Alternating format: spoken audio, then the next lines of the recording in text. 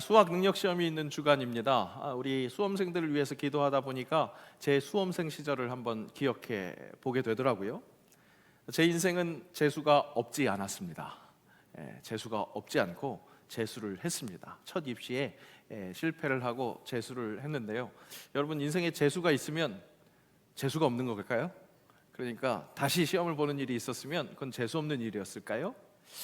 아니요. 인생에 재수가 있는 건 그것이 재수가 없는 인생인지 아니면 괜찮은 인생인지의 기준점이 되는 것이 아니라 오히려 그 재수, 다시 시험을 보는 일을 통해서 어떤 경험을 했고 그것을 자신이 어떻게 해석하고 있느냐에 따라서 진짜 재수 없는 인생이었는지 좋은 인생이었는지 그런 차이가 난다고 할 수 있겠습니다. 저는 제 인생에 재수가 있어서 재수 없지 않은 참 괜찮은 인생을 살고 있다고 믿습니다.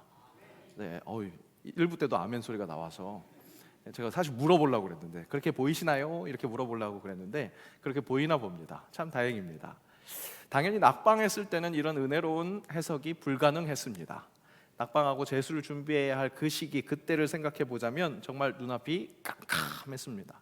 그 이후에 인생의 어떤 여러 우여곡절들을 통해서 사실은 그것보다 훨씬 더 힘든 일도 경험했는데 그때에는 덜 성숙해서 그랬는지 정말 너무 힘들은, 정말 그 링 위에서 마치 소나기 펀치를 막 맞은 그 복서처럼 정말 정신이 혼미했었던 그런 기억입니다.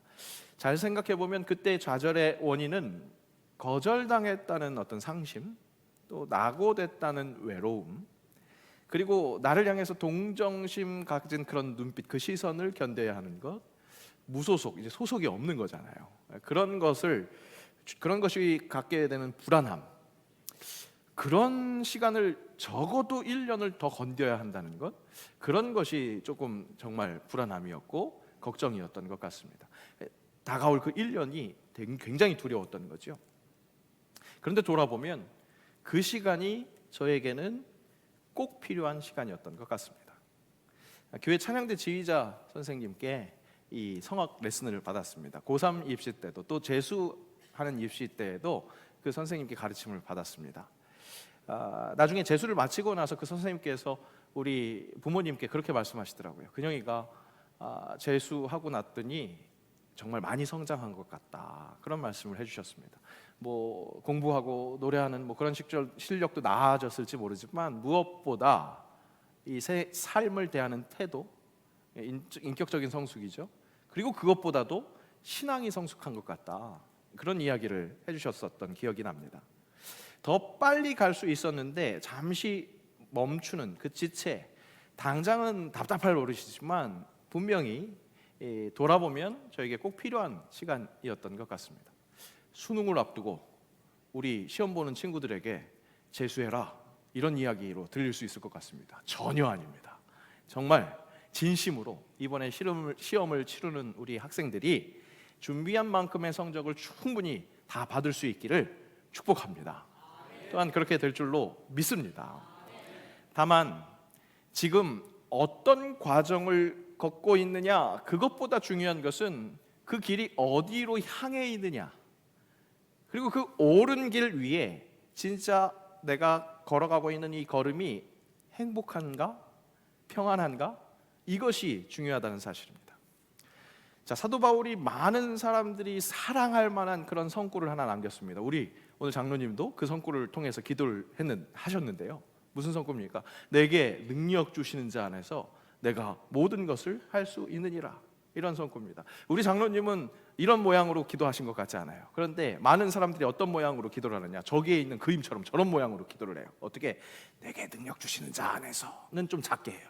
그러고 나서 그러고 나서 모든 것을 할 수 있느니라, 완전 포르테 시시모로 그렇게 성구를 읊는 겁니다. 하나님은 내가 구하는 능력을 내가 필요한 대로 주시는 분이다, 그렇게 여깁니다. 그리고 나는 그 능력을 선물로 받아서 내가 원하는 것을 이루어내는 것, 이렇게 말씀을 써먹으려고 합니다. 하나님 말씀을 그렇게 여기면 무당이 써준 부적처럼 그렇게 품고 있는 거나 다름이 없습니다. 진짜 욕심을 가지고 요상한 주문을 외우는 그런 무속신앙과 다름이 없다는 겁니다. 한 정치인이 인터뷰를 하면서 지나가듯이 그렇게 이야기를 하더라고요. 정치인의 말이 신중해야 한다, 이런 이야기를 하고 싶었던 것 같은데, 정치인이 마치 교회나 절에서 주문 외우듯이 하는 그런 말을 그렇게 하면 안 된다, 그렇게 이야기를 하는 거예요. 목사로서 기분이 팍 상하더라고요. 아니, 정치인이라는 사람이 저렇게 잘 알지도 못하고 저렇게 이야기를 쉽게 하나, 내공이 없는 정치인인가 보다, 그런 생각을 했습니다. 다만 여러분, 우리가 이 복음을, 신앙을 잘 모르는 사람들에게 오해할 수 있도록 정말 신앙을, 말씀을 내가 주인이 되어서 그것을 써먹으려고 한다면 그것은 우리가 분명히 반성해야 하고 고쳐야 하는 부분이라는 사실입니다. 신앙은, 여러분, 더군다나 우리 그리스도교 신앙은 내가 생각한 대로 잘 되게 하는 자기 최면이 아닙니다. 그런 주문 외우는 거 아니라는 겁니다. 성경을 나를 위한 주문 외우듯이 읊조리는 것이 그리스도가 우리에게 가르쳐 주신 신앙이 아니라는 거예요. 사도 바울이 고백한 이 고백은 우리 신앙의 기품, 그 어떤 것보다도 고상한 삶을 살 수 있게 하는 태도를 지도하고 있는, 그 태도로 초대하고 있는 말씀입니다. 정확하게 읽으려면요, 13절 한 절만 떼놓고 읽으면 안 되고요, 그 앞에서부터 읽어야 합니다. 함께 읽어볼까요? 함께 읽습니다. 어떠한 형편에든지 나는 자족하기를 배웠노니 나는 비천에 처할 줄도 알고 풍부에 처할 줄도 알아. 모든 일, 곧 배부름과 배고픔과 풍부와 궁핍에도 처할 줄 아는 일체의 비결을 배웠노라. 내가 능력 주시는 자 안에서 내가 모든 것을 할 수 있느니라. 아멘. 이 말씀 빌립보서 말씀입니다. 빌립보서는 사도 바울이 복음을 전하다가 감옥에 갇혔을 때 보낸 편지였습니다. 바울은 예수 믿기 전에는 어떤 사람이었느냐? 엄친아였어요. 엄마 친구 아들 다 갖고 있잖아요, 그죠? 엄마 친구 아들은 왜 그렇게 잘났는지 엄마가 그렇게 친구한테 얘기를 듣고 오면 얼마나 부러워하면서 너는 왜 그 모양이냐고 그렇게 이야기를 하잖아요. 바울도 바로 그렇게 엄친아였어요. 당대 모든 사람들이 부러워할 만한 혈통적 배경을 가지고 있었고요, 정말로 학벌이 좋았고요, 더군다나 삶의 열정까지 있어서 매력 뿜뿜 그런 캐릭터였다고 할 수 있겠습니다. 하지만 그는 예수 믿고요, 세상 기준으로 봤을 때는 완전히 망한 그런 모습이나 다름없었어요. 그야말로 비천해졌습니다. 배고프고 궁핍에 처하기도 했습니다. 그런데 그렇게 추락했어도 자족할 수 있는 능력이 있다는 겁니다. 그 능력으로 어떤 모양이 됐든지 간에 살아갈 수 있는 능력이 생겼다는 거예요. 모든 것을 할 수 있는 능력이라는 것은 바로 이 능력입니다. 자족할 수 있는 능력. 어떤 환경에 예속되는 게 아니라 그 속에서도 정말로 기쁘게 행복하게 살아갈 수 있는 능력이 있다는 거예요. 그렇다면 예수 믿어서 지질이 궁상으로 살게 됐어도 스스로 위로하며 산다?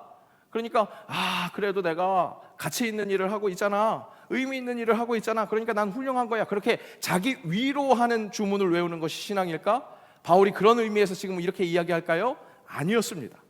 여기서 사도 바울이 이야기하는 자족은 결코 이 정도면 됐지, 그런 식의 자기 위로와 같은 자기 최면이 아니었습니다. 그런 주문도 아니었습니다. 비천, 배고픔, 궁핍, 그 모든 것을 이기고도 남을 만한 풍성함이 만족이었습니다. 그가 이야기하는 자족, 그것은 진짜 풍성한 만족이었다는 거예요. 그 풍성함에 대해서는 다음 주에 우리가 자세하게 얘기를 들을 것 같은데, 다만 오늘 간단하게 예고하면 사도 바울은 확실한 믿음이 있었던 거예요. 비천에 처한 것, 배고프고 궁핍에 처한 것, 그런 것은 안중에도 없을 만큼의 풍부함이 있었던 거죠. 그 풍부함 어떻게 가능할까요? 진짜 그 믿음에서 가능한 것이었다고요. 어떤 믿음일까요? 함께 읽겠습니다. 믿음이 없이는 하나님을 기쁘시게 하지 못하나니 하나님께 나아가는 자는 반드시 그가 계신 것과 또한 그가 자기를 찾는 자들에게 상 주시는 이심을 믿어야 할지니라. 아멘. 하나님이라는 인격적인 분을 믿는 겁니다. 결국 그분이 나도 잘 모르는 나에게 가장 좋은 상을 주시는 분이라는 것, 그것을 믿는다는 거예요. 여러분, 나에게 가장 좋은 상 내가 알고 있을까요? 아니요, 여러분, 난 잘 몰라요. 내가 좋아하는 것이 나에게 진짜 가장 좋은 걸까요? 아니요, 나는 잘 모른다고요. 나를 지으신 이가 아세요. 그래서 목자같이 지금도 인도하시는 이가 아시기에 지금 사망의 음침한 골짜기 같은 길을 가고 있을지라도 그 길을 지나야 정말로 푸른 풀밭, 잔잔한 물가 그곳으로 도착할 수 있기 때문에 지금을 그렇게 인도하시는 하나님, 그분이 아신다는 거예요. 목자이신 하나님만이 그 모든 경로를 잘 아신다는 겁니다. 그것을 믿기에, 그분의 약속을 믿기에 현실에서 자기 위안을 하는 것이 아니라 현실을 덮어버리고 남을 만한 그 넉넉한 풍부한 그 결말을 품고 지금을 살아갈 수 있는 겁니다. 사도 바울은 그 능력을 이야기한 거예요. 그 자족하는 능력을 이야기한 겁니다. 예수님께서 사람의 몸을 입고 이 땅에 오셔서 살아내셨습니다. 직접 살아내심으로 우리도 그런 삶이 가능하다는 것을 보여주셨어요. 그러면서 예수님처럼 사는 것이 풍성한 결말을 허락해 주신다는 것, 그것을 알려주셨습니다.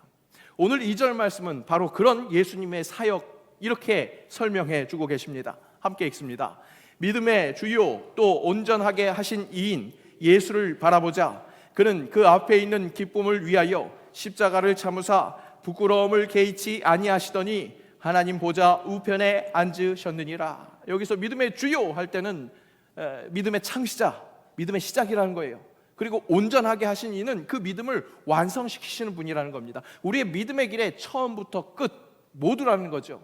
그 주님, 그 예수님께서 어떻게 믿음의 길을 보이셨느냐, 우리의 모델이신데 어떻게 보여주셨습니까? 그 앞에 있는 기쁨을 위해서 십자가를 참으셨습니다. 십자가의 고통은 육체의 고통뿐만 아니라 능욕당하는 것, 그것까지 포함됩니다. 쉽게 말씀드려서 우리 인생 속에서 겪는 모든 고통이 그 십자가에 녹아내려 있었던 겁니다. 그 십자가를 선행하시고 결국 그 십자가에서 고통의 끝판왕 죽음까지 경험하셨습니다. 여러분, 그렇습니다. 고통의 끝, 죽음까지 돌파하신 것 우리 예수님밖에 없어요. 그래서 C.S. 루이스는 예수님이 결코 이상주의자가 아니라고 이야기해요. 세상 유일한 현실주의자라고 얘기해요. 왜 그럴까요? 현실에서 부딪히는 가장 큰 고통이 뭐예요? 죽음이잖아요. 많은 사람들은 그 죽음 앞에서 끝내요. 그런데 예수님께서는 그 죽음을 돌파하셨다는 거예요. 그 죽음을 이기시고 부활하셨다는 거예요. 그렇기 때문에 세상 유일한 제대로 된 현실주의자라는 거죠. 그 예수님께서, 그 현실주의자인 예수님께서 우리가 겪는 고통의 현실을 끝까지 참아내시고 결국 하나님 보좌 우편에 앉으셨다, 그렇게 말하고 있습니다. 지난주에 말씀 드린 것처럼 우리는 그 예수님을 제대로 기념해야 합니다. 그렇다면 그 예수님이 어떤 분이었는지 그 위대하심을 제대로 일깨워야 할 필요가 있겠습니다. 다시 한번 일깨워 봅시다. 함께 읽습니다. 그는 근본 하나님의 본체시나 하나님과 동등됨을 취할 것으로 여기지 아니하시고 오히려 자기를 비워 종의 형체를 가지사 사람들과 같이 되셨고 사람의 모양으로 나타나사 자기를 낮추시고 죽기까지 복종하셨으니 곧 십자가의 죽으심이라. 이러므로 하나님이 그를 지극히 높여 모든 이름 위에 뛰어난 이름을 주사 하늘에 있는 자들과 땅에 있는 자들과 땅 아래에 있는 자들로 모든 무릎을 예수의 이름에 꿇게 하시고 모든 입으로 예수 그리스도를 주라 시인하여 하나님 아버지께 영광을 돌리게 하셨느니라. 아멘. 여러분, 그렇습니다. 의심하지 않고 이분을 따라갈 때, 예수님이 하신 것처럼 그렇게 따라갈 때 그의 부활에 우리가 동참할 수 있게 된다는 겁니다. 하나님 아버지께 영광을 돌리게 된다는 겁니다. 나만 돌리는 게 아니라 주변에 있는 사람들께까지 하나님 아버지께 영광을 돌리게 하는 일, 그 일에 우리가 동참하게 된다는 겁니다. 부활에 동참한다는 건 바로 그런 것을 의미하고 있습니다. 다만 여러분, 그 부활에 동참하기까지 꼭 필요한 전제가 무엇입니까? 부활하려면 여러분 뭐 해야 돼요? 죽어야 돼요. 죽어야 돼요. 어떻게 해요? 우리 죽으면 큰일이네. 죽음을 예수님처럼 죽기까지 복종하는 것, 그것이 우리에게 필요하다는 겁니다. 예수님처럼 죽음에 복종하는 일, 우리 삶에 이해되지 않는, 아니 이해하고 싶지 않은 그런 고통과 아픔, 환난이 찾아올 때가 있습니다. 여러분, 그럴 때 왜 이럴까?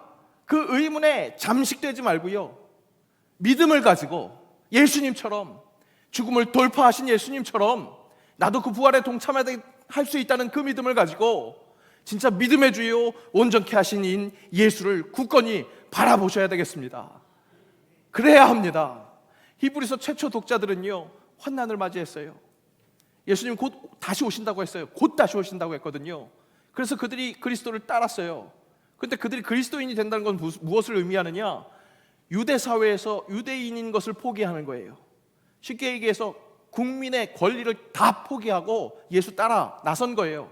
그런데 곧 있다는 예수님의 재림이 자꾸 지연이 됩니다. 점점 더 고통 속에 정말 목숨을 위협받는 그런 위기 속에 빠져들게 되는 겁니다.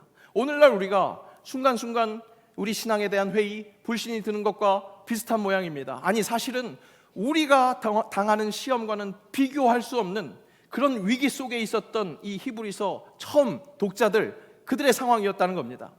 말씀은 그들에게 명령합니다. 믿음을 지킬 수 있을 법한 그 사람들에게 말하는 게 아니라 정말 믿음 계속 간직하기 너무나 어려울 것 같은 그들에게 명령하는 겁니다. 뭐라고요? 믿음의 주요 온전하게 하신 이인 예수를 바라보라. 예수를 바라보라. 그렇게 명령하시는 겁니다. 진짜 믿을 수 없는데, 바라보기 어려운데, 너무 힘든데 바로 그때 예수를 바라보라는 겁니다. 바로 이 해바라기처럼. 여러분, 왜 강단에 이렇게 해바라기 하나를 그냥 덩그러니 이렇게 올려놨나 싶으셨어요? 그런데다가 뒤통수를 보고 있잖아요. 사람 보여주는 게 아니라 어디 보고 있어요? 십자가 보고 있습니다. 다른 것 보는 게 아니라 해바라기가 십자가 바라보는 것처럼 그렇게 예수, 우리 주님을 바라볼 때 진짜 나를 죽일 것 같은, 나를 정말로 가만히 놔두지 않는 이 환난도 우습게 여길 수 있어요. 정말 감히 이런 선포를 할 수 있게 한다는 겁니다. 뭐라고요? 양념이 식욕을 왕성하게 하여 음식을 맛있게 하듯이 환난은 우리의 마음속에 그리스도를 향한 욕구를 불러일으킨다. 우리가 평온할 때는 갈증이 없고 그리스도께 관심을 가지지 않는다. 그러나 환난에 처하고 감옥에 들어갈 때는 그리스도를 사모하게 된다. 그때 비로소 주님을 부르는 법을 배우게 된다. 주님을 향한 기가를 느끼게 된다. 그리고 주님을 양식 삼아 배부름을 얻으려 한다. 우리가 건강과 번영을 누리는 동안은 그리스도를 갈망하지 않는다. 그래서 환난이라는 이 양념은 우리에게 매우 유익하다. 그것은 우리에게 더욱 큰 갈증과 더욱 왕성한 식욕을 주어 그리스도께 나아가게 만들며 그리스도를 양식 삼아 살아가게 만든다. 여러분, 그렇습니다. 우리가 진짜 먹어야 할 것은 주님의 살과 피입니다. 환난은 그 주님의 양식을 먹을 수 있게 하는 양념일 뿐이라는 거예요. 진짜 강력한 나의 목숨을 위협하는 환난인데 그것을 대놓고 너는 양념일 뿐이야, 그렇게 선포할 수 있는 이유가 어디에 있다고요? 우리 주 예수 그리스도, 믿음의 주요 온전하게 하신 예수를 바라볼 때 그것이 가능하다는 겁니다. 여러분, 솔직하게 인정합시다. 내 몸에 가시 없다면요, 나에게 뭔가 부족한 것이 없다면 하나님 찾지 않는 것 우리의 본성이잖아요. 불순한 본능 맞지 않습니까? 아람 나라가 있었어요. 이스라엘 옆에 나라였어요. 그 당시에는 아람이 좀 더 국력이 셌던 것 같아요. 그 나라의 군대 장관 나아만 장군이었습니다. 부족한 것 없었어요. 진짜 남부러울 거 하나도 없었던 그런 사람이었어요. 그런데 그에게도 육체의 가시가 있었으니 나병이 있었습니다. 그 나병 덕분에 이 나아만은 만군의 여호와 하나님을 알 수 있게 됩니다. 집에 이스라엘로부터 포로로 잡혀온 계집종 하나가 있었습니다. 그 소녀가 우리 주인이 이스라엘의 선지자에게 나아가면 이 병이 나을 수 있을 텐데 그 한마디 했습니다. 복음이 전해진 거죠. 집 여주인 통해서 나아만에게 그렇게 전달됐습니다. 하지만 여러분, 그 얘기는 뭡니까? 결국 하찮은 계집종의 이야기였습니다. 그냥 무시해도 될 만한 이야기였습니다. 그런데 나아만에게 육체에 가시가 있었기에 그 복음에 귀를 기울일 수 있었던 거죠. 그래서 여러분, 나아만 나병 없었으면 하나님 만날 수 없었어요. 결국 그 나병 덕분에 하나님의 사람 앞으로 나아가서 나병을 치유받은 그 나아만 장군이 나중에 뭐라고 고백합니까? 이렇게 고백합니다. 이스라엘 외에는 온 천하에 신이 없는 줄을 아나이다. 예물을 받아주옵소서. 나아만 장군 나병을 고친 것뿐만 아니라 그것과 비교할 수 없는 은혜, 영원한 삶으로 나아올 수 있었습니다. 그의 유일한 골칫거리, 그 나병 덕분이었다는 겁니다. 나병, 하나님 만나기 전에는 나아만에게 있어서 최악의 저주였습니다. 하지만 하나님 만나니까요, 어떻게 됐어요? 하나님을 만날 수 있는 통로가 됐다는 겁니다. 여러분, 그렇습니다. 세상 모든 것들이 하나님을 만날 때 진짜 복된 것이 되는 줄로 믿습니다. 자신에게 진짜 필요했던 나병에서 나음보다 영원한 생명이라는 것, 그것을 이 나병을 낳는 과정을 통해서 깨달아 알 수 있었다는 것, 하나님께 연결될 때 모든 것들이 선한 것으로 합력하여 선을 이룬다는 것을 발견할 수 있다는 거죠. 여러분, 눈앞에 보이는 진절말이 나는 그 현실을 이기고도 남을 만한 우리 주 예수 그리스도, 믿음의 주요 온전케 하신 예수를 바라보시기를 축복합니다. 그리고 그 현실을 이기는 것보다도 중요한, 당장은 눈에 보이지 않지만 분명히 존재하는 영혼을 사는 은혜를 누리시기를 축복합니다. 여러분, 내 스스로 살아남겠다고 온몸에 힘 빡 주고 막 견디다 못해 쓰러지지 마시고 힘 쭉 빼고 정말 그저 믿음의 주요 온전케 하신 예수를 바라보십시오. 그렇게 바라봐야 하는 우리 예수님부터요, 힘 쭉 빼고요, 온몸에 정말 근육이 너덜너덜해질 정도로 십자가에서 그것을 참아내셨습니다. 그랬을 때 죽음을 이기고 생명을 얻으셨다니까요. 결국 모든 이름 위에 뛰어난 이름을 주사 모든 입으로 예수 그리스도를 주라 시인하게 하셔서 하나님 아버지께 영광을 돌리게 하시는 그런 삶을 사셨다는 것, 우리로 그 삶으로 초청하셨다는 것, 그것을 기억하면서 여러분, 그분과 동행하십시오. 힘 쭉 빼십시오. 아무것도 못할 정도로 진을 쭉 빼놓으시기 바랍니다. 그렇게 안 해도 이미 그렇게 힘 쭉 빠진 분 계세요? 그런 분들에게 복음을 전합니다. 여러분, 그런 상태가 살 수 있는 진짜 은혜의 순간이라는 것을 기억하십시오. 내 힘 쭉 뺐을 때. 최근에 나온 시골 의사 복음이라는 책의 한 대목입니다. 그대로 읽어드리겠습니다. 잘 감상하시기 바랍니다. 해양대학교 학생들이 선박사고시 바다에 뛰어들어 수영으로 생존하는 법을 배울 때 가장 먼저 하는 일이 뭔지 아십니까? 근육이 흐물흐물해질 때까지 종일 기압을 받습니다. 해가 저물 무렵 팔다리에 힘이 다 빠진 상태가 되면 교관이 외칩니다. 입수! 지금 손가락 하나 들어 올릴 힘도 없는데 바다에 뛰어들라고? 이대로 들어가면 물에 빠져 죽을 것 같은데? 하지만 교관의 고함에 떠밀리듯 파도 속에 들어가면 신기하게도 몸이 저절로 둥둥 뜹니다. 힘을 주지 않았는데 말입니다. 그제야 깨닫습니다. 물에 가라앉는 건 온몸에 힘이 들어가 있기 때문이라는 걸. 전신에 힘을 빼고 물에 몸을 맡기면 부력이 몸을 떠받친다는 사실을 말입니다. 교관이 체력 훈련으로 힘이 빠지게 한 이유가 이것이었지요. 수만 톤의 무쇠로 만든 거대한 배조차 떠받치는 힘이 바로 이 부력입니다. 우리는 살면서 제 힘으로 모든 문제를 해결하려 애씁니다. 그러다 번아웃이 오고 지쳐 쓰러지기도 하지요. 결국 내 힘으로 할 수 없음을 느낄 때, 온몸에 힘이 다 빠졌을 때 하나님께서 말씀하십니다. 입수. 세상이란 거친 바다에 뛰어들 때 내 힘을 빼고 하나님께 의지하면 보이지 않는 강력한 힘이 우리를 들어올립니다. 바로 하나님의 부력입니다. 그 힘을 의지할 때 우리는 세상이라는 바다를 넉넉히 헤쳐나갈 수 있습니다. 두려워하지 말라. 내가 너와 함께함이라. 놀라지 말라. 나는 내 하나님이 됨이라. 내가 너를 굳세게 하리라. 참으로 너를 도와주리라. 참으로 나의 의로운 오른손으로 너를 붙들리라. 여러분, 이 하나님 말씀 붙들고 믿읍시다. 믿음의 주요 온전하게 하신 예수 그리스도 잘 믿읍시다. 찬양으로 함께 고백해 볼까요? 믿음으로 사는 자는 하늘 위로 받겠네. 무슨 일을 만나든지 만사형통하리라. 무슨 일을 만나든지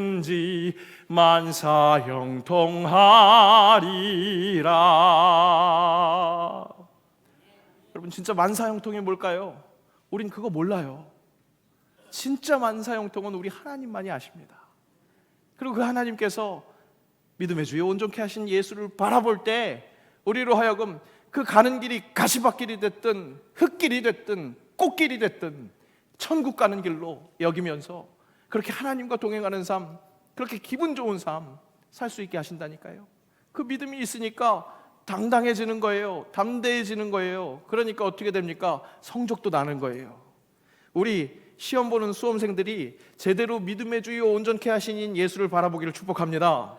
그리고 이번 주에 시험 보는 그 수험생들만이 아니라 매일 수능과 같은 그 시험 앞에 있는 모든 만년 수험생들도 마찬가지입니다. 믿음의 주요 온전케 하신 예수를 바라보십시오. 그때 믿음으로 사는 자는 하늘 위로 받으면서 그 위로로 정말로 참으로 의로운 오른손으로 나를 붙들리라 하시는 주님과 함께 만사형통하리라. 그 찬양할 수 있을 줄로 믿습니다. 참된 만사 형통의 길을 기쁘고 즐겁게 뛰어나가며 살아내시는 주의 사람들 되시기를 축복합니다. 기도합시다. 참된 만사 형통, 믿음의 주요 온전하게 하신 이인 예수를 바라보므로 그 길 가게 하옵소서. 믿음으로 담대하게 하셔서 가장 좋은 길로, 가장 완전한 길로 신나게 주님과 동행하게 하옵소서. 예수님의 이름으로 기도합니다. 아멘.